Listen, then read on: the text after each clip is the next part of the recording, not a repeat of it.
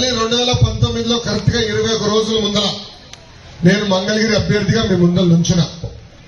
ఆనాడు వాస్తవంగా మీరు ఎదుర్కొన్న సమస్యలు నేను తెలుసుకోలేకపోయా. అదేవిధంగా నేనేంటో మీకు అర్థమవలేదు. ఎన్నికలు అయిపోయినాయి.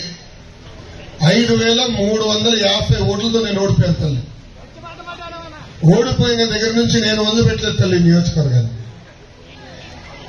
గతంలో ఎవరిని ఓడిపోతే వెళ్ళిపోయేవారు, పనిచేసేవారు కాదు.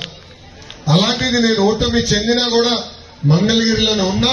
మంగళగిరి ప్రజలకి నేను సేవ్ చేసిన తల్లి.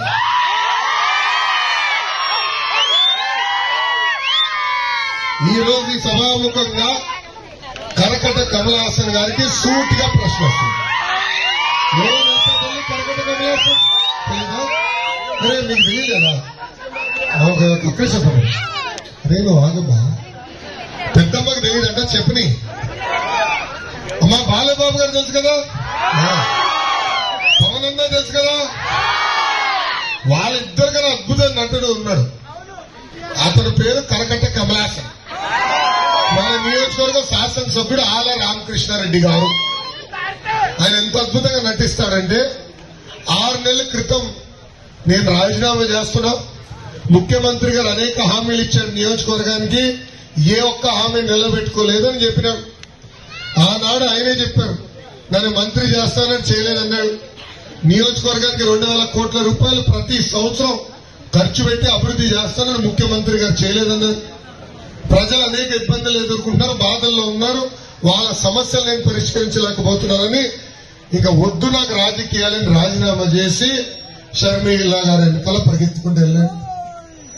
తర్వాత 2 నెలలు ఏమైందో నాకు తెలియదు. ఏం మాటలు కుదిరినా నాకు తెలియదు. మళ్ళీ సడన్ గా ముఖ్యమంత్రి గారి ఇంటి ముందర కంప్లీట్ చేయడం కరకట కమలాసన్. పక్కన కట్ చేస్తే సీను ముఖ్యమంత్రి గారు కండ వేస్తున్నారు. ఇంత అద్భుతంగా నట్టుడుతాడు. ఇలా ఎన్నో నటనలు చేస్తాడు. రేపు వస్తాడు మన క్యారేజ్ పట్టుకుని పొలంలోకి వస్తాడు. మళ్ళీ అదేదో క్యారేజ్ నిలిచినట్టు ఒక యాక్టింగ్, మళ్ళీ ఇంకొక యాక్టింగ్, ఇటు అద్భుతమైన నటన మొదలు పెడతాను. తల్లి నటన నాకు తెలుస్తాను. ముందున్నట్టుగా చెప్తా, చేయగలిగితే చేస్తానంట, చేయలేకపోతే క్షమించండి నేను చేయలేనని చెప్తా.